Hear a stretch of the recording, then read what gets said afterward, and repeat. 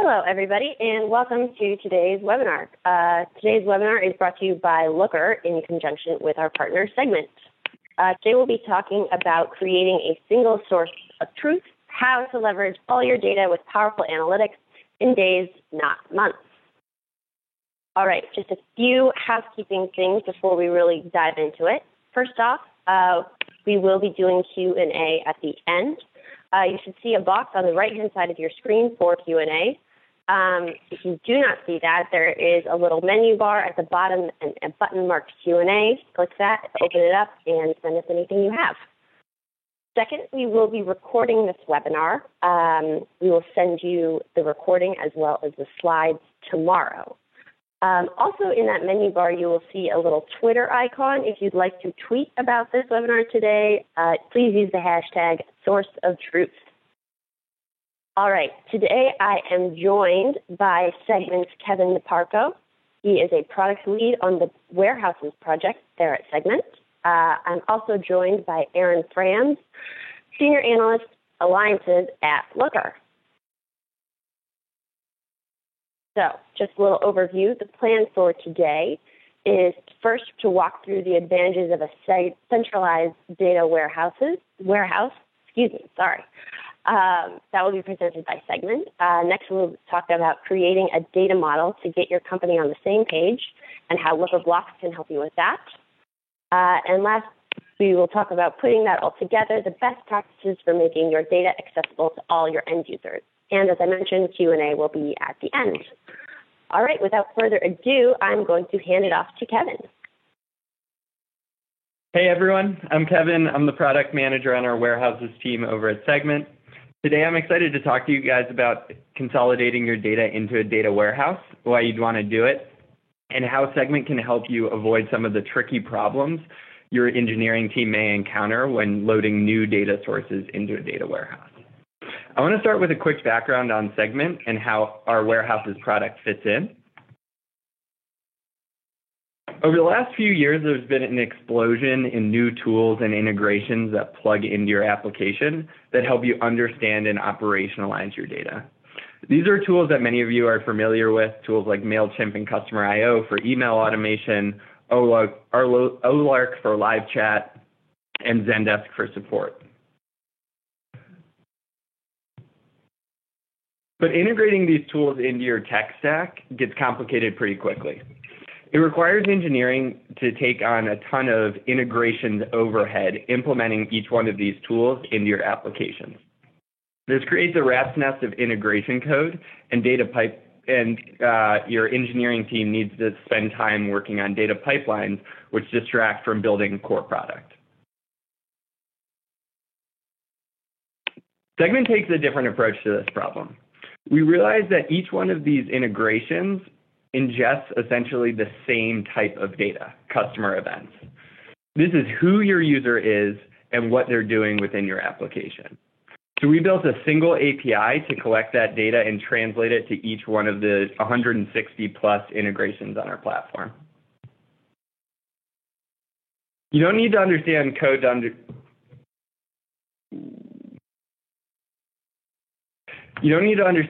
understand this next slide.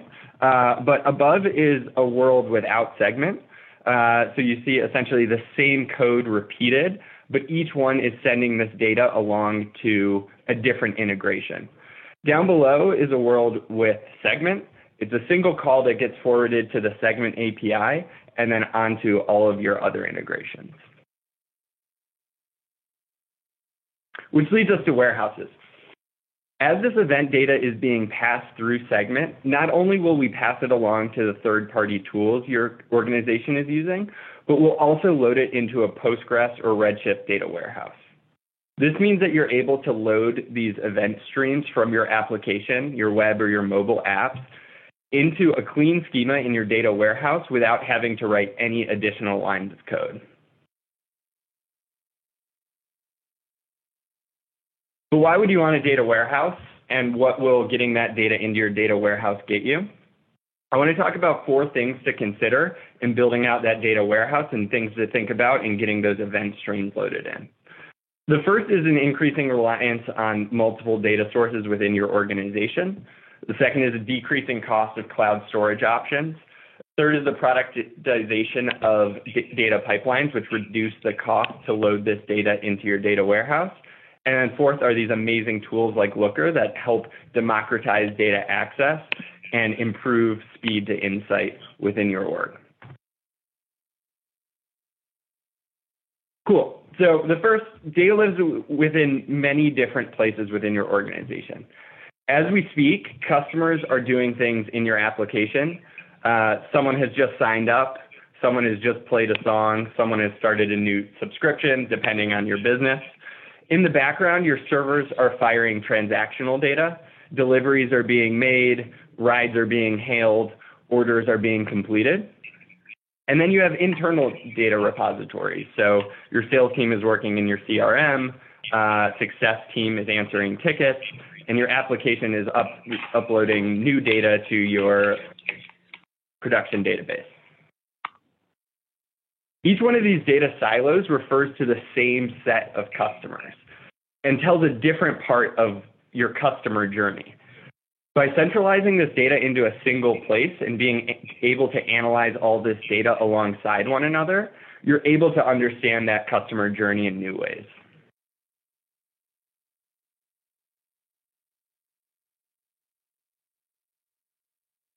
At the same time, the cost to store and process all this data is becoming cheaper and increasingly accessible for smaller companies. The processing power and scalable storage of Amazon Redshift was unthinkable for a small company 10 or even 5 years ago, but is now par for the course. The challenge then becomes, how do you move all of this data into a centralized place where you can analyze it? That's where Segment fits in. We focus on collecting the hardest of these events to capture, your web, mobile, and server events. So your engineering team can focus on building a great product. We spent years dealing with a lot of the gotchas and nuances that go into managing these data pipelines for our customers, and we built these learnings into our product. And to this slide, on the left, you can see a world in which you build your own data pipeline, which can take up to months for your engineering team, and then you have to maintain it into perpetuity. On the right, and next we'll see a demo of this, is how it works with Segment, which is essentially plug in your credentials and you're off and running with data loaded into your warehouse. So with that, we're going to pull up a quick demo of how this works.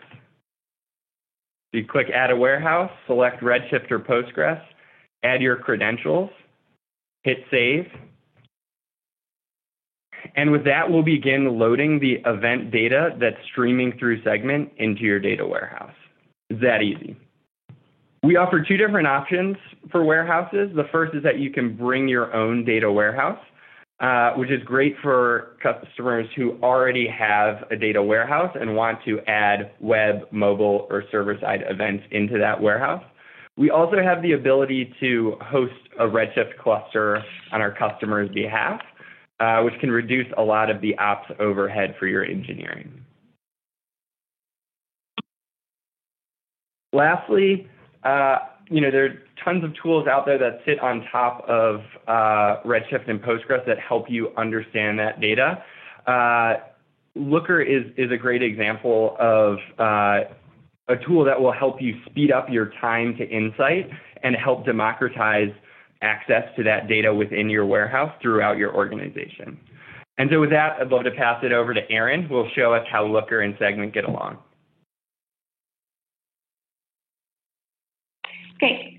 This is Erin. I'm on the Alliances team at Looker. And first, I'm just going to give an overview of Looker for Segment warehouses. So first, Looker connects directly to Segment warehouses, whether they're in Postgres or Redshift, and does all the transformation in database, so the data doesn't need to be moved anywhere. And then using Looker's modeling layer, we can define metrics that can be used organization-wide to do analysis and create visualization. And with Looker Blocks for Segment, we already have an easy-to-deploy starting point for these metrics that can then be customized for a business. And this enables your data to be exposed in an interface that you can provide to all your users, enabling everyone in the company to answer their own questions and freeing up time for the data team to focus on new work. So what makes Looker different? So Looker is entirely 100% in database, which means that the data doesn't need to be moved anywhere since all the transformation is done via SQL created using the LookML modeling layer. This also means that data is as fresh as it is in your data warehouse. The LookML modeling layer is an abstraction of SQL, and it enables you to create reusable and shareable logic such that it's a single source of truth that your entire organization can use across all of your data. And Looker also utilizes a modern web architecture.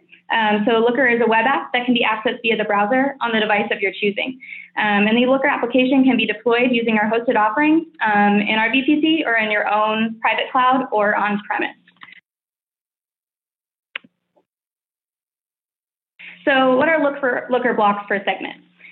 So Looker blocks, as I mentioned, are a starting point of a LookML to help you define metrics on top of an expected schema like Segment Warehouses provides.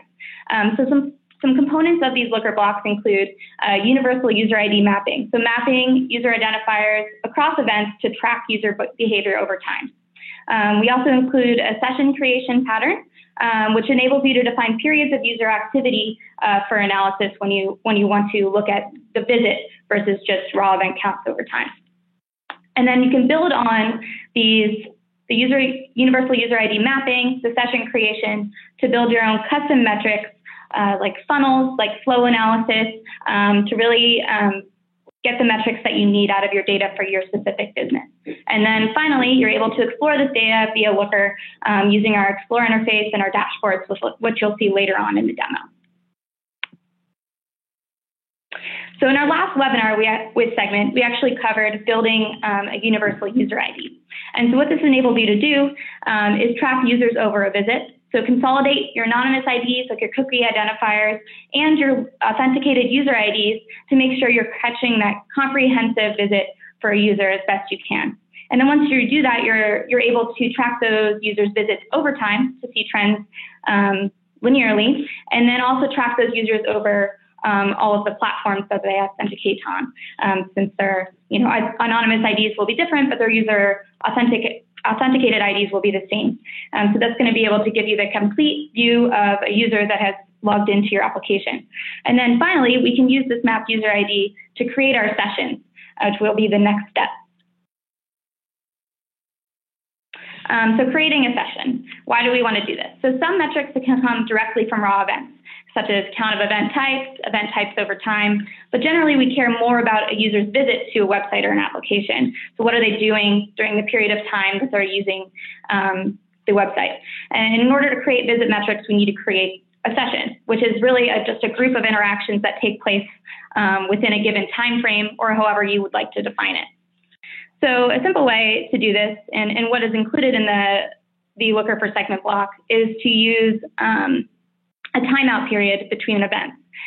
So this query here is going to give you the amount of time that occurs between events once you've already mapped them to a user ID. So using that mapped user ID and then seeing the time between events, and then once you figure out what your inactivity time off window is, then you can create a new session or define a new session start. So generally this is about 30 minutes. In most definitions. But with Looker, because you're building all of this logic in the LookML modeling layer, you can define your sessions however you'd like. So if a longer or shorter timeout window makes sense, you can enable that. For instance, if you've got an app where you would expect a session to only have a few events spread over a period of time, maybe you want your timeout window to be a matter of hours. You can also define sessions based on boundary events. So if you have a gaming app and you want to define sessions based on, the start and end of a level, you can have those truncated based on those events as well. And then sessions based on the other metadata. Maybe you're tracking campaigns and you want to make sure that if the campaign switches, that the session is ended at a new session starts. And then once you have these sessions, some of the common ways to look at them are looking at things like new versus returning sessions. How is behavior different for new users to your platform versus returning? Bounce sessions, however you'd like to define that, whether that's just the user hits on the home page and then doesn't do anything else. and what's the percentage of those. Session duration, what's the average session duration for your users, sessions by traffic source, how are people coming into your application, and then session funnel. So looking at what is happening over a user's visit and what are your conversion rates.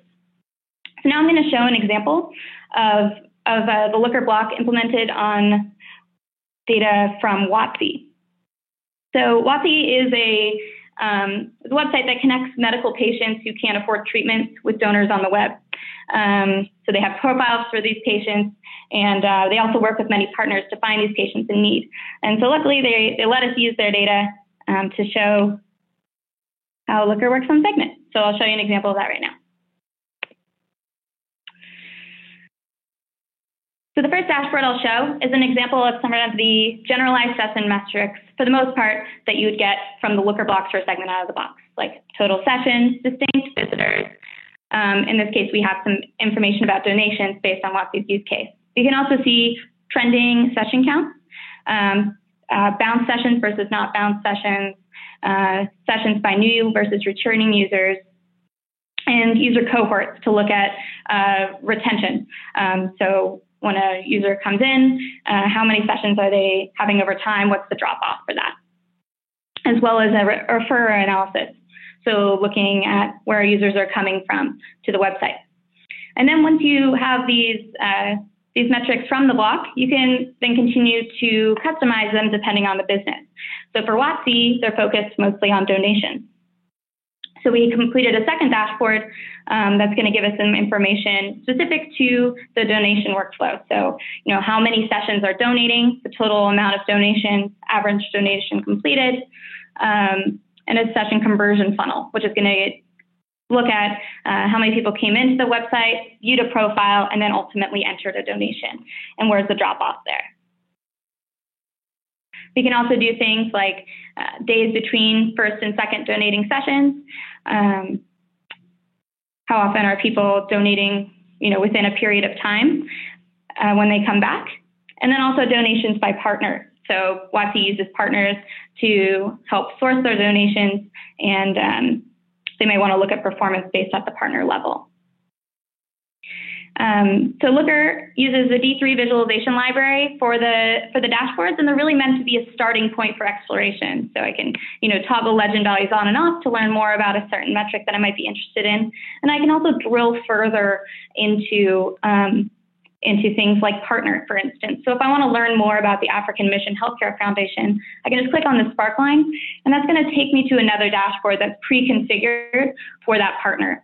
So now I can learn more about that specific partner, like the amount of donations that were completed for African Mission Healthcare Foundation, the total donation completed count, profile view count for that partner, as well as their specific donation and profile view count over time. And then additionally, I can drill into any of these elements on these dashboards. So if I want to change the filters, I want to add in new metrics, I can just go ahead and click on the title of this dashboard element, and that's going to take us to Looker's Explore section. And so this is really the manifestation of the LookML modeling layer. So you can see we have the data that was supplying the visualization we were looking at in the dashboard, but we also have all of the dimensions and measures that are part of what we're exploring. So in this case, we're exploring information about donations, and we have dimensions, which are either columns from the underlying table or columns that we've derived that we want to group by to produce our measures, which are aggregates, things like average revenue per donation, donation count, and total revenue. So in the visualization that we were looking at previously, we were seeing profile view count, donation completed count. Maybe we want to look at a metric like gift cards. So WOTC offers people to purchase gift cards and then give them to people to donate on their own. So I may want to look at how many of these donations are coming from gift cards and how many aren't. So I can go ahead and select this using gift card dimension and add it to my report. I'm just going to pivot on it, similar to an Excel pivot table, which is going to bring that dimension across the top, and click Run. So now I have the amount of donations that were completed using a gift card, the amount that weren't, and then I can easily visualize that just by clicking the visualization bar above. And so that's going to give me my new report, which I could then add to a dashboard or share with others in the manner that I'd like to. So this is all possible within Looker using the LookML modeling layer. So if we take a look at this, the LookML modeling layer is just a collection of files written in LookML, which is just that abstraction on SQL. So in the model files, where we're going to define our explores, so in this case, we were exploring donations, and we joined in other tables that were relevant. And then if we take a look at the donation completed view file, you'll see where all the dimensions and measures are defined. So these are a combination of just fields from the underlying tables, as well as anything that we've derived to surface other metrics to our end users.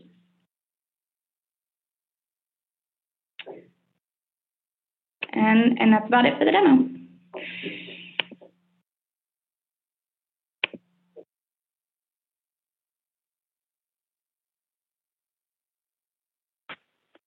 Great.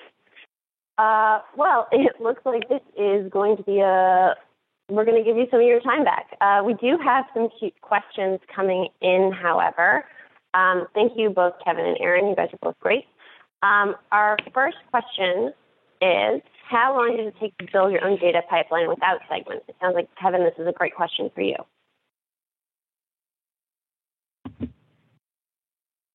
Yeah, thank you, Diana, for that question.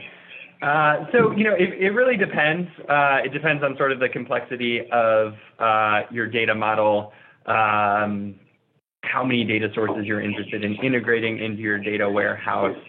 But generally, we see teams take on the order of weeks to months, and then that generally requires ongoing maintenance.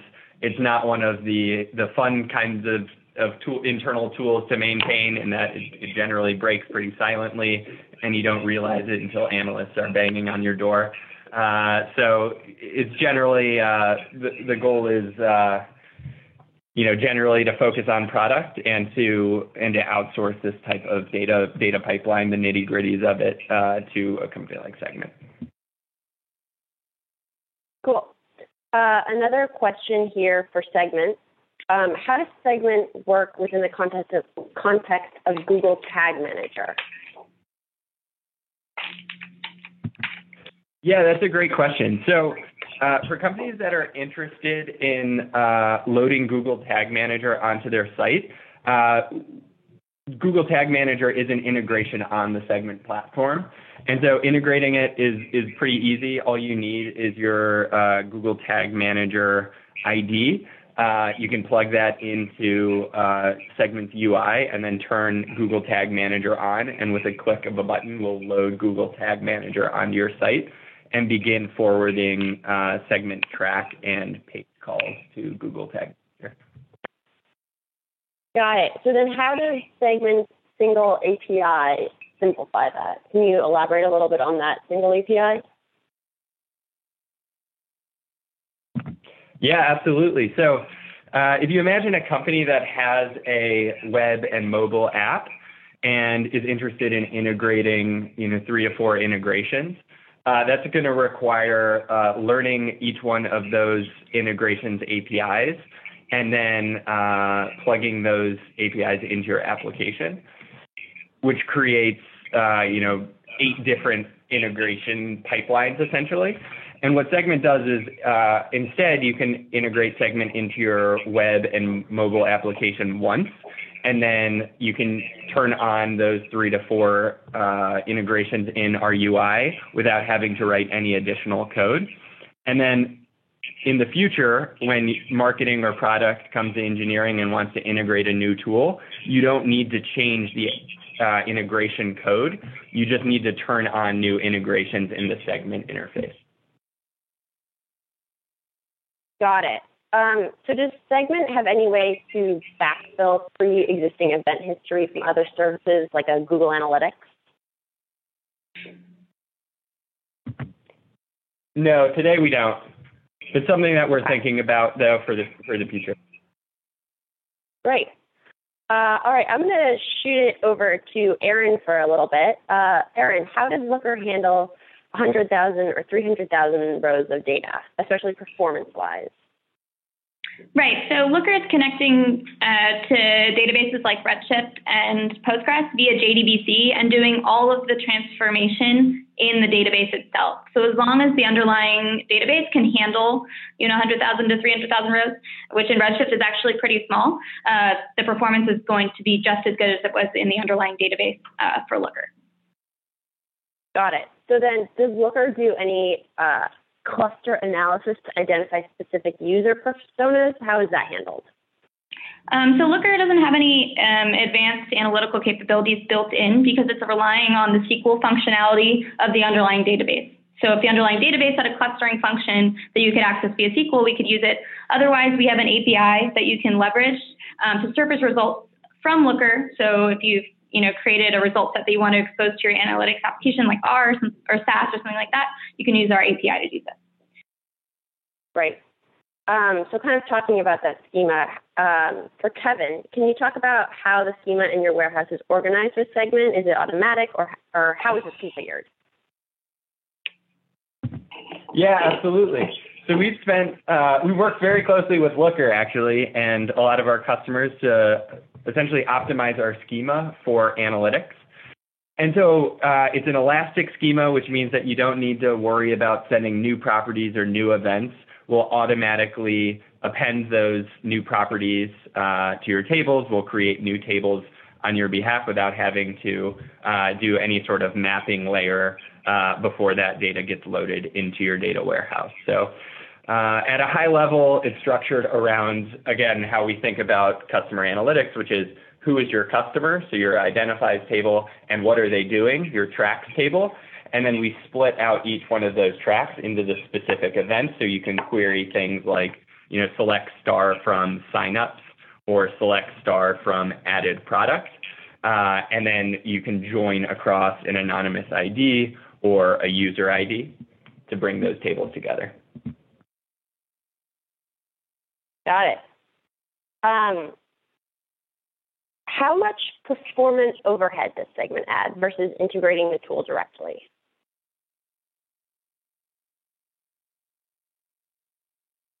I guess this one would be for Kevin.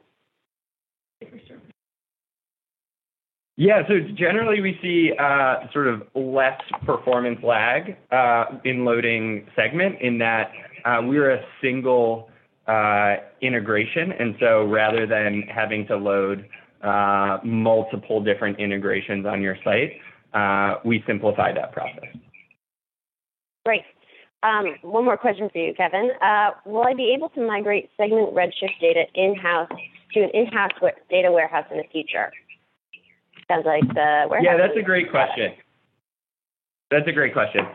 And so one of the things that we feel pretty strongly about is that this is your data. And so whether we're hosting the cluster on your behalf or you're hosting the cluster yourself, it is yours. And so to the extent that you want to migrate that warehouse into a self-hosted instance, you're free to do that. That would just require you writing some scripts on your side to migrate the data. Right. So if someone has an existing database, how do they leverage Segment plus Looker?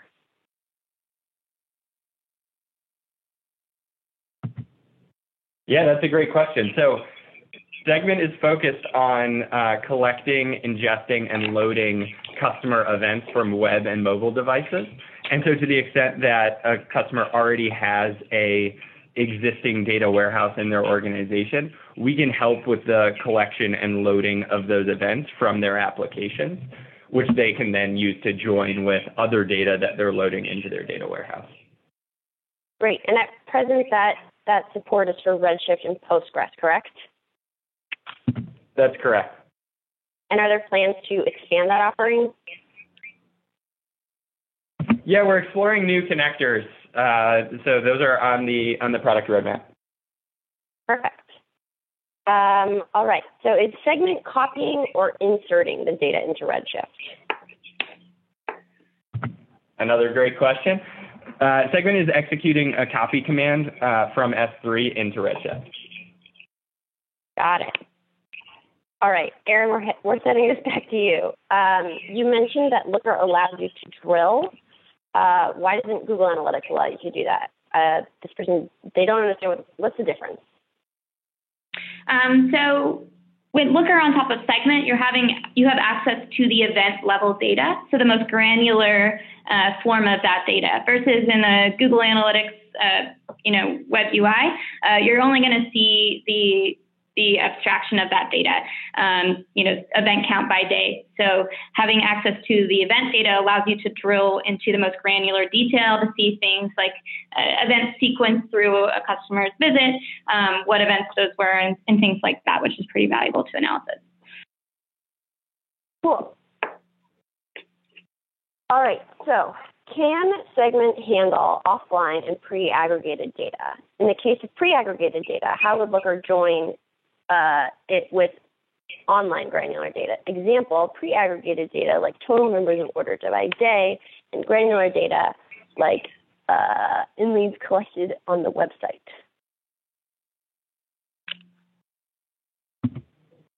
Yeah, absolutely. So this would be a process in which a Segment customer could load this pre-aggregated data into a separate schema in their warehouse. And then depending on the type of pre-aggregated data, they could join that based on an anonymous ID or a user ID that they would pass in via a server-side script to load the data into their warehouse. Got it. Erin, do you have anything to add to that? No, you can just bring in your own data to where the Segment data is, and then in Looker you can model both sets of data. So if you want to compare, your order counts to your website visits, that's very easy to do in Looker as long as everything is in the same data warehouse. Got it. So follow up on the previous question about the supported databases for Segment. In regards to ingesting existing data from their existing database, into Segment, how would that actually work? More specifically, they'd like to know how to migrate their MS SQL database into Segment. Yeah, absolutely. And so to refresh, we currently support connectors for Redshift and Postgres. And so to the extent that this customer is interested in migrating towards a Redshift or Postgres instance, what they could do is migrate their existing Microsoft SQL database into a Redshift and Postgres instance, add Segment into their web or mobile app, and begin loading Segment data into their new Redshift or Postgres instance. Got it. So how reliable is Segment data? Is it comparable to a Google Analytics?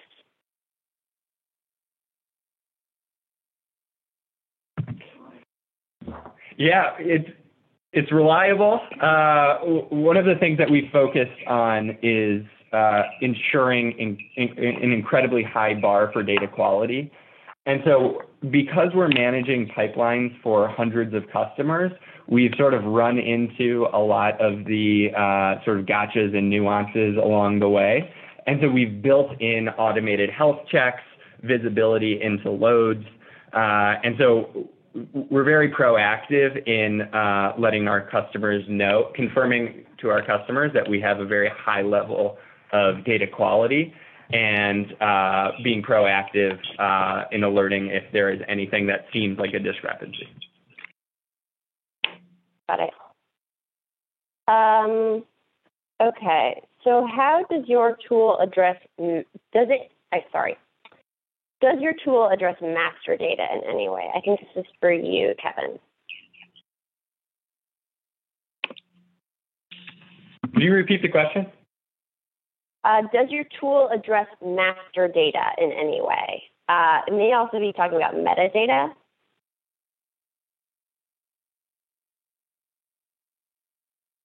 If maybe we'll come back to that. We'll ask Troy to clarify his question, and then we'll come back to it. How does that sound? Let's pop this over to Erin. Erin, how often do you see customers making custom metrics? Where this is coming from a new company and they like the idea of the out-of-box analytics that comes with tools like Google Analytics. How often do we see them creating custom metrics in Looker? That would be all the time. Yeah. So the way that Looker Blocks works for Segment is that it's going to give you really a starting point for the metrics that are going to come from anything that's common to any Segment deployment, Segment Warehouses deployment, meaning there's a set of tables and fields that are going to be common across any of those implementations that we know that we can create certain metrics from as a starting point, and also suggest how you'd want to sessionize and map your users. But that's going to be different for every business, and you can take a lot of that and get your initial metrics like your session count, average session duration, things like that. But you know, everyone's events are going to be different, and you're going to want to create metrics based on those events, and those are going to be very custom to the deployment. And that's easy as just seeing how the metrics that are in the Looker block are constructed, and then just building on those to use your own event types and your own custom way you've set up Segment. Got it. Let's see. This is, again, for Erin. Would Looker be able to leverage other third-party charting libraries beyond D3, or even maybe custom-built charts? Sure. So Looker has it's a D3 visualizations built in that you can customize within the application, as well as some zoomable and panable maps that are built on CartoDB's mapping. But you can also bring in your own JavaScript visualization, and we have documentation on how to configure that for Looker specifically. Perfect. So this is for Kevin. Can you manage data with Segment and create universal IDs without using Looker? For example, could you do this with Tableau?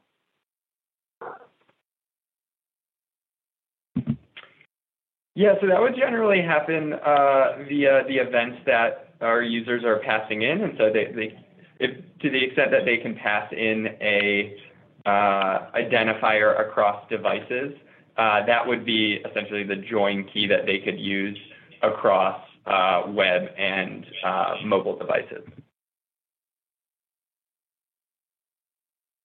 Great. So that's a kind of. Yeah. So that would make it feasible in any upstream tool. Cool. Great. So Erin, this is coming back to you. How labor intensive is it to build out a fully customized set of Looker dimensions, metrics, and visualizations? So keep in mind that LookML is just a collection of files.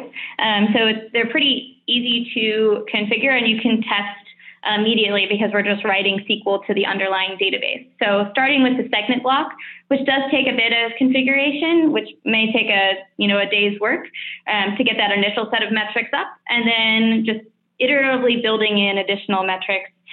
But you can immediately test and deploy those because LookML is just a collection of files that is managed via Git repository. So once you test those in your personal sandbox, you can deploy those to production for all of your business users to use. So it may take time to figure out what metrics you want to expose to those end users, but as you define them, you can deploy them immediately. So it wouldn't take too long in contrast to some more heavy deployments like a MicroStrategy or a Cognos or a Business Objects. Right, and a lot of that is actually helped out by the Looker block, right? We give exactly.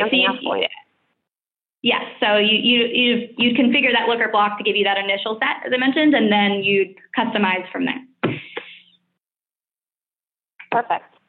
All right, so that is kind of the end of our questions. Thank you, everybody, for attending. We do have a very, let me just wrap this up here. So before you sign off, we do have a survey that we'd love you to take. That should be popping up in a separate tab right now. But thank you for joining, everybody. As I mentioned at the beginning, the recording and slides will be posted, and we will email them to you tomorrow. If you'd like to learn more about Looker and or Segment, we both offer free trials, and the links are right here, looker.com/free-trial or segment.com/sign-up, and they have a free 14-day trial of their warehouses tool. Our next webinar is on March 16th. We will be joined by Newton, and they will be talking about driving data democracy in the world of Hadoop and Redshift. Thank you so much to both of our presenters today. You guys were fantastic. And we hope that everybody has a wonderful day. Thank you.